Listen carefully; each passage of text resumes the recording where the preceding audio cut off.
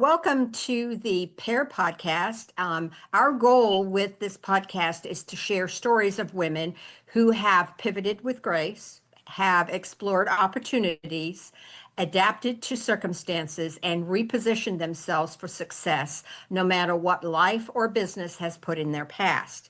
And today I have with me Joyce Feustel, and we met, I believe it was last year, hmm when Joyce was talking about boomers on LinkedIn. hmm And I felt like that was a place that I needed to have a little bit of improvement and do a little bit of work. So met with Joyce and worked with her. And I felt like some of the story that she had to tell in her life and what she's done have been interested. So, welcome, Joyce. Thank you for Oh, joining me today. great to be here. It is Joyce Foistel, but it's tricky, and if you don't get it every time, it's no problem. I've been married to this Mr. Foistel for 53 years. And the advantage of a name like it is so memorable and distinct, but the disadvantage is it is easy to mispronounce or spell. So, Sometimes it's challenging to pronounce, right? yeah. So anyway, you've had a long career because neither of us are spring chickens, and so one of the things that I like to do is to kind of take a journey through, where your career has gone because it has taken some twists and turns along the way. So I would like to start with, where you began. What did you start with in your early years, and why did you start with that? Well, I come from a family of educators. I'm born in 1948. My mother, born in 1921, was a high school home economics teacher in the 1940s. Her father, born in 1894, we'll go back as far as him, graduated in 1915 from the University of Wisconsin in Madison. I graduated from there in 1971. So there's a whole lineage of educators on my mother's side of the family. I have Uncle Jack, Aunt Gretchen, all these educators. So I figured when I was, thinking about going to college and what to major in, I thought probably I'd be a teacher. Oh, English, because I like to read. I was so naive. So I go to the University of Wisconsin-Madison. I get this degree in English education, minored in speech, and the last semester I had to student teach. It was such a disaster.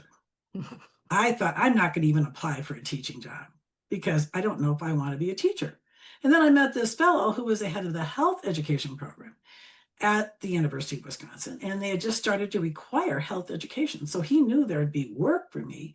And he said, "Why don't you give health a chance?" So I took another 2 years and I went and got this, what actually was a master's degree. And then I taught again, and there was a common denominator, and it was me. So I tell you all that because sometimes when we're really young, we do what our relatives do, or we think what society tells us to do. So I really, frankly, wandered. I did work as a public health educator for a city health department in Madison, Wisconsin, which was sort of more like a promotional PR type person, PR officer. I ran a small nonprofit for a year after getting a third degree, and this one was in business. And that didn't go well either. I mean, here I am, 30 years old or so, thinking, well, there goes my 20s. And then my husband went after me to have a baby, probably too much information. But we had a baby in December of 80, and I stayed home. I didn't really have a career to go back to, and I did a lot with the League of Women Voters and, different types of community involvement. I was even an elected local official, so I wasn't just sitting around twiddling my thumbs or something.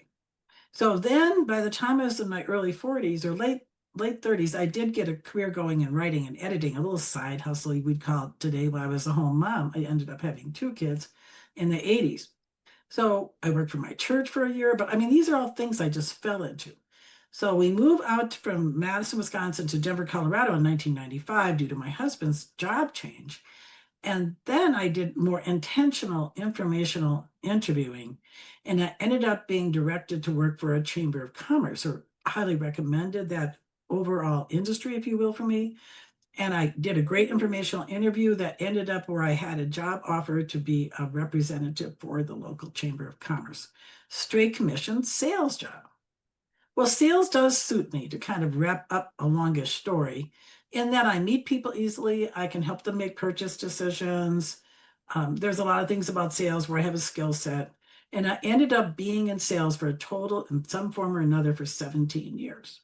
So that really was my career from my like late 40s roughly until age 64. How did I get into this career I'm in now was in my very last job in sales in 2010, about halfway through my stint with them. My company rolled out social media. If you think back 15 years ago, at that time, it just was Twitter, as we called it then, Facebook and LinkedIn. And our company rolled out all three of these sites. All of us in the inside sales department were expected to chat them up to our clients and potential clients. And I was the best. Get this, Jillian, at age 61, I was the best chatter upper. Go figure. Well, when I get enthusiastic about something, watch out. And I had just, not Twitter, but I just got involved in Facebook and LinkedIn a little over a year before we had this sort of mandate coming from our manager. Well, he paid attention, but get this, he was 35 to my 61. Instead of being ageist, it was like the opposite.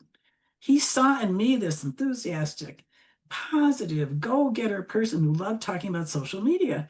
And he said, Joyce, have you ever thought of helping other people, especially in your baby boomer age group, to understand social media like you understand it? Like, oh, Brett, I am just like barely know what I'm talking about. And he says, no, no, no. You change, your whole voice changes, your whole demeanor changes. I think you should look into doing something like that. I mean, not right then and there, but down the road. I mean, isn't that interesting to have Well, he someone was already he was amazing? already giving you an exit strategy and you didn't know He it. was, and I really had no plan post-retirement, and Lord knows what I'd do with all this energy. If I didn't have my business, I would just, bore my husband or be in too many Toastmasters clubs or something. So yeah, he was key to this whole endeavor. He really was. To this day, I'm so grateful to Brett Sandberg, my former manager. So you've kind of like you mentioned taken some twists and turns, and I think sometimes too that I find it gets a little intimidating sometimes when people come and they know exactly almost from an early age what they're going to do.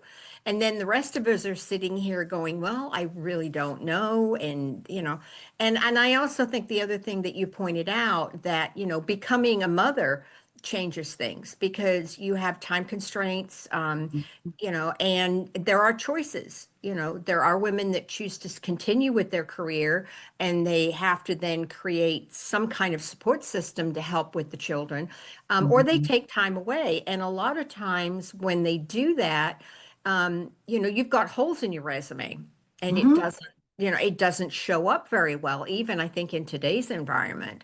And so, like you You're were right. saying, to be able to find whatever that, a lot of people call it their side gig, but find things that number one, keep you interested, um, potential income or revenue streams Mhm. coming in, Right. while you're doing that, because that's an important piece, not only of your life, but for your families as well. So, Oh, yeah, um, so well I, put. And like I was saying, during that stretch when I was home full time from December of 80 through roughly to August, I think, of 94, I had a lot of that community involvement. I was very public, through the League of Women Voters and being what's called a county supervisor up in Wisconsin. Well, because you're in Illinois, yeah, I think it's a similar local type of government. And then being encouraged to write these develop community, I call it economic development and community guides for small towns in southern Wisconsin. You may have heard of some of them. I did this through the Chamber of Commerce. I did it through the public utility companies. So I did have my hand in the outside world during that period of time, and I think that really did help.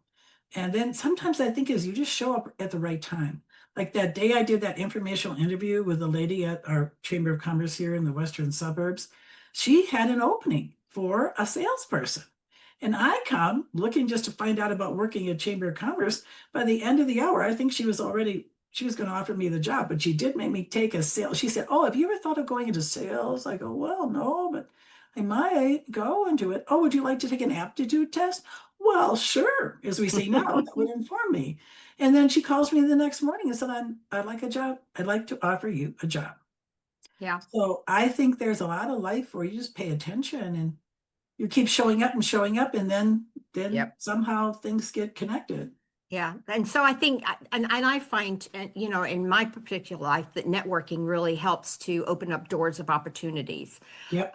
Because you never know who you're going to talk to when you go into whether it's a Chamber of Commerce event or a local business networking event, who you're going to have a conversation with. And in our local group here, we have a saying, it's not necessarily who's in the room that's important, but it's who they introduce you to. Oh, yes. I And like that. it That's nice. really, it really Yeah. does, make, and it doesn't matter where you're connecting or how you're connecting, but the important thing is that you're building this network. Yep. So have you found that as you've gotten older, that your opportunities have gotten more or less? Really powerful question to reflect on. I am very both oblivious to my age and all about being older. I see being older is part of my shtick. I say when I was born, I'll say how old I am. It's you don't meet too many people who do what I do, especially in LinkedIn, who are 76 years old. So part of it is my own attitude. I think as I've gotten older, it sounds so basic, but I know more and more and more people. I have more and more exposure. Here's an interesting example. 10 years ago, I presented at a national conference for the Certified Senior Advisors organization. I did a business development piece on LinkedIn. Fast forward 10 years. I hadn't been in touch with those people in 10 years, except for one of their executives. I get this email from the conference coordinator for the 2025 Certified Senior Advisor Conference to be held in Baltimore at the end of August. And would I like to come and present on LinkedIn again in their business development pre-conference workshop? They'd been tracking on me. I show up standing in line at the hotel to check in, and the guy who owns the whole organization, he has other, holdings. Oh, Joyce, it's so good to see you again. Like, oh, hi, Dave. It's like, so, you never know. And that was Yeah. a lot of it LinkedIn, really, to sum it up. Because I had this presence continually, continually, continually. And so, like with that Woody Allen line is 80% of life is showing up. And Yeah. that's also online, not just in person. Yeah, yeah, and So it makes a big difference. And I think a lot of the people that I work with right now, I've never met them in person. probably not. Oh, And, yeah. In your coaching work, of course. yep. And I think that's an important piece that, and I think that's one of the adaptive pieces that I don't know necessarily that we have to do, but we choose to do, is that we work differently now. Some people say that COVID, that period of time between, 20 and 21 or 22, whenever that was, there was a lot of people that were kind of brought kicking and screaming into the Zoom world or the virtual world. And yet I've been in that space for a long time because I started teaching in 95 online. And so Really? it's not Wow. brand new for me. It's more Wow. like a kind of a comfortable shoe, really. So it's So cool. interesting. It really is. And I think the technology tools that we have now facilitate communication and exchange of ideas so much better. Yep. Um, but it's still nice to have those face-to-face interactions as well. Oh, there's nothing like a good old hug. When you think about it, really, it's still qualitatively a great experience, like what we have right here. Yet, and there's nuances and there's all kinds of little happenings that go on in a face-to-face environment. And I think both are so valuable. I do believe that too. So, how has your approach to doing business changed over the years, or has it? Really, another important question to reflect on. Well, first, going back to when I started in this business, I was very into Facebook. I mean, Facebook just intrigued me. I liked it a lot. I studied up on it. I took classes myself before I even started my business officially. And so I was keen to teach about it. I also was feeling like, oh, the local citizenry, the civilian user, I could help them. And I also can help a business person. So I actually did teach for many years at an adult education center. No, this is not a community college.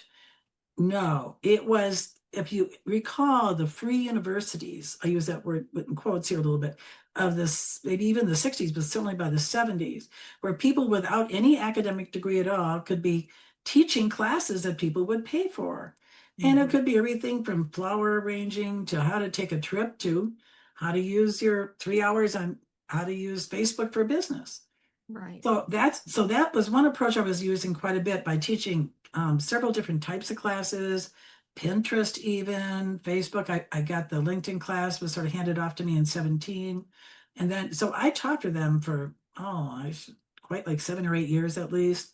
So that was one of the ways I got more clients and I got exposure. I wasn't paid much. But then that just wasn't worth the time. And eventually, through COVID and all came along, I started in 2013. I decided that wasn't a good fit. So then I really moved more toward just like little 20-minute talks or 40-minute or paid trainings. So I have gravitated toward paid trainings when I can get them with a company and a team of 5, 10, maybe up to 50 people, the whole staff. I that comes and goes, but I like that format. Also, last year I started an additional offering with up to 4 people, where they don't get that thorough one-on-one like you and I had together, but they pick 3 sections of their profile. They send them to me in advance. All 4 of the people, that's the max, do that, and then I have an hour and a half with this group of 4 on Zoom, and after I give my feedback on each section, which I prepared in advance, the other people chime in too if they wish. So it's very interactive and very fun, but it's not so much a class. It's almost like I call it a workshop, Yeah. is really what it is, because these are people contributing to other people. And that's held every second Friday on Zoom from 9 to 10:30 Mountain Time.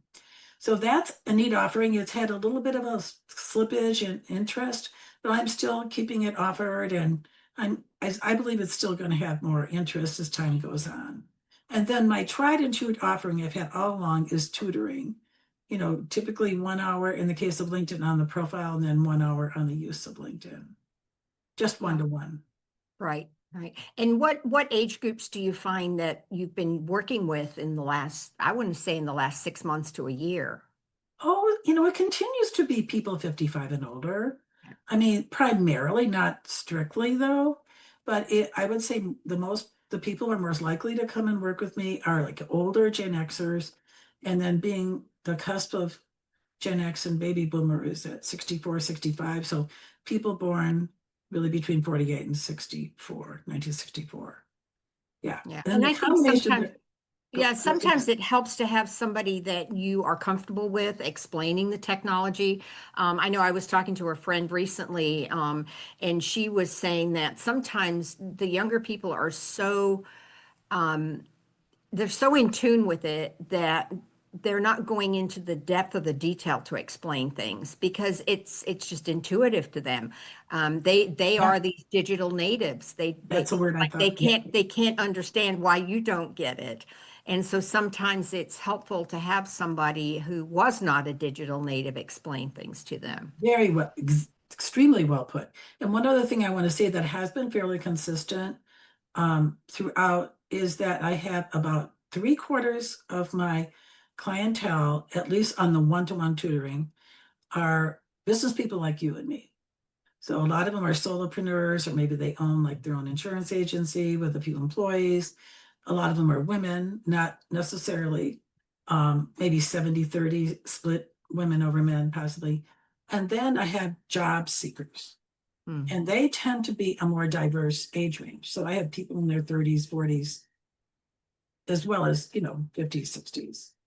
So that's why that splits out. So there are two really very different groups, because the job seekers, I have to really work with them on just keeping their morale up, Yeah. because it's especially nowadays, I Mhm. think it's a very hard thing to do, to be looking for work. So to get their morale up, to have them look at LinkedIn with new eyes and see the possibilities in it. So Well, I most think, business and I people think are not. that word possibilities, I mean, Yeah, for us, I mean, it just the I think the old way of working was you got to 65 and you retired. Yeah. And I don't know, people traveled and they had hobbies and things, but I feel like I'm meeting a lot of people now who are in their late 60s, 70s, and even into their 80s, and they're doing very active work. They're enjoying it. They're giving back to their communities. So do you think you're going to continue on with this? Does this still, I mean, you still look like you're excited about being part of Oh, it. oh yeah. As long as I have my wits about me, that's my favorite phrase. I don't know if those younger people use that phrase. Um, I am perfectly capable of doing this type of work indefinitely. I Yeah. have no oh, when I hit 80 or when I hit 85. I mean, I don't know. I got to see how I'm doing. I Yeah. mean, in my family, there is dementia. So it could happen, I gotta just realize that's a possibility. I don't often bring up my grandma on my other side. So I told you about my grandpa that went to the University of Wisconsin, was a teacher and actually later principal. My grandma Eater, my dad's, when she and my grandpa left the farm and sold it to my mom and dad and my dad's brother. There was 1949. So my grandma, who was born in 91, don't ask me how I have these things, but I do in my head. So let's do the math. So let's say roughly 50 and 9, she was 60, young, right? You know what my grandma did? She was like the town nanny. You Mm. think no, she would go and take care of the teacher's kid. She was the babysitter. She had her own car, she had her own life. I won't speak to the nature of her marriage to my grandpa, but it was not sadly very good. So at any rate, she went off and generated the rich people would take her on vacation with them so they could go out at night and grab her watch the kids. When she died, the whole town mourned. Yeah. Really. She She was had an impact in her community. so big, Yeah. so big. Yeah. So Well, if you had to give advice to young women coming up on how they can do what we're looking at, this pair concept of pivoting, exploring, adapting, and repositioning, what kind of advice would you give? well, I would say keep your mind open. One of the best things I ever did, or more than once, was when people say, have you ever thought of doing? Have you ever thought of going into sales? Have you ever thought of helping baby boomers with their social media? Sometimes it's specific, sometimes it's more general. Pay attention because if it's a manager or even someone you just met, people are very astute. They pick up on things about you. You may have not even occurred to think about yourself. So I say follow those nudges. They may wash out, they might not turn into anything, but they might give you a whole new career. Or, I mean, there's so many possibilities. So I just see keep open. Just keep your mind open to alternatives. Good point. Good point. Thank you, Joyce. I appreciate you being with me today. And if you would like to learn more about Joyce and her business, please check the show notes and we'll have her contact information and all the things that you can do to connect with Joyce in the future. So thank you once again for joining me. Oh, it's such a delight. I'm really glad that we met today. It was fun.